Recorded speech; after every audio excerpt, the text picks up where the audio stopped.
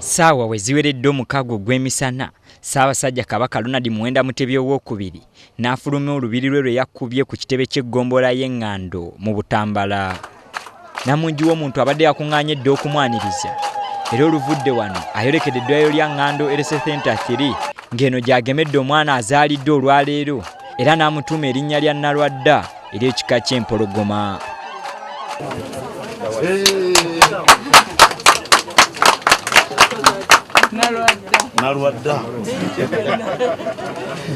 Bw'avudde wano ayolekedde butereevu ku kisaawe kya Ngando ng'ayaniriziddwa Kamalabyonna wa Buganda Oweekitiibwa Charles Peter Mayiga wamu n'abakungu abalala okuva mu Bwakabaka ne gavumenti eyawakati.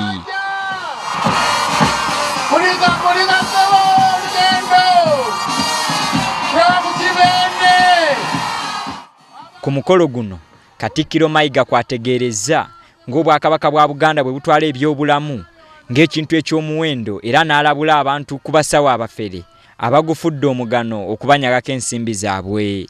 Yajjaawo Kabaka Muteesa olubereberye ate ye yalwanyisa nnyo abasawo ab'obulimba. Mukama wange ennaku zino tukozesa ekigambo abafere naye nedde bwabangayo abafere. Abantu bajjanga ne balwala abasawo abafere ne babalimba nti waliwo akuloga muliraanwawo kubanga embuzi zo zaalya lumondewe kati muliraanwa yakuloze. Wano Sseggwanga waakubiririzza gavumenti eyawakati okuteeka eddagala eriweweza ku kirwadde kya Mukenenya mu malwaaliro gonna mu ggwanga olwo abantu basobole okulifuna mu bujjuvu. Twagala tulabe omuntu wa bulijjo asobola okufuna eddagala eryo ate tasoose kunoonya nsimbi ez'okutambula okutuuka mu malwaliro amalala. Tukubiriza abalwadde bonna balina akawuka ka siriimu okugoberera amateeka g'abasawo kubanga kijja kuba kya bulabe gy'oli n'abantu okufuna obujjanjabi ate nga togoberera amateeka g'abasawo. Maasomoogi era akubirizza abantu okwekebeza ate beekuume wamu n'abafunye obulwadde okwejjanjabisa basobole okuwangaala. Abafumbo tubasaba okwekuuma. Omuvubuka nga tonnatuuka kuwasa goberera enkola abakugu ze batuyingirizza ate era weekebeze nga tonnawasa wadde nga tonnafumbirwa. Abakyala abali embuto mwefeeko nnyo nga mujjumbira okulaba abasawo mu kiseera eky'olubuto. Ssaabasajja Kabaka asiimye abantu abavuddeyo ennyo okulwanyisa ekirwadde kya Mukenenya wamu n'okukyasanguza mu bantu okweyongera okukimanya. Obwakabaka bwa Buganda bwasiima okuwa ekitiibwa omukyala Neweliina Kaleeba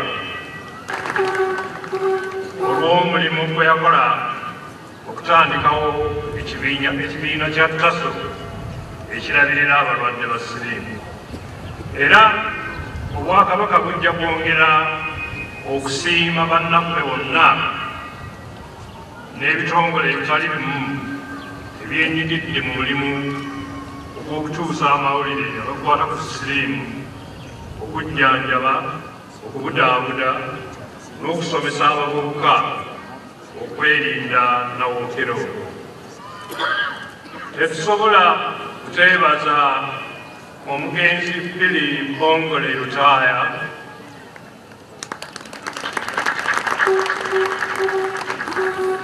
eyasooka okwasanguza nti mulwadde era eyatuwa essomo ery'obutakweka bulwadde buno tusobole okufuna obujjanjabi n'okulabirira okusaanidde.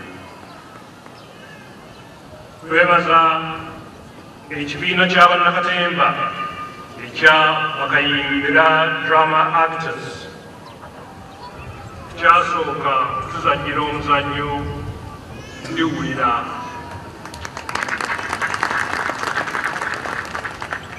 omuzannyo guno ndiwulira gwayamba nnyo abantu baffe okweddako. Ku mukolo guno Kamalabyonna aweeredde ebirabo eri abo abasinze okukola obulungi mu byobulamu mu ssaza ly'e Butambala, era nga Hajji Kaaya yanywedde mu Bannaaka Endo n'aweebwa eggaali maanyi ga kifuba.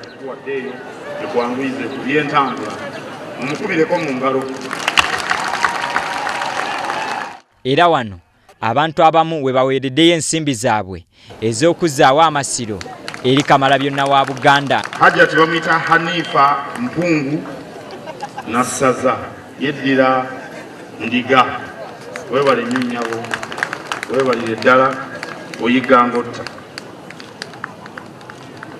Siringisi kakadde kalamba kawadde, weebale nnyo nnyabo.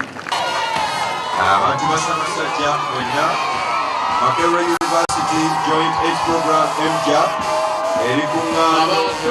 Olwaleero olunaku lw'ebyobulamu mu Buganda lwe lukuziddwa, ng'era omulamwa gubadde gugamba nti igwe osobola nawe okukwatizaako okusobola okulwanyisa oba okumalawo obulwadde bwa siriimu. Abubakari Sserunyigo, WBS TV, Ngando mu ssaza lya Kabaka ery'e Butambala.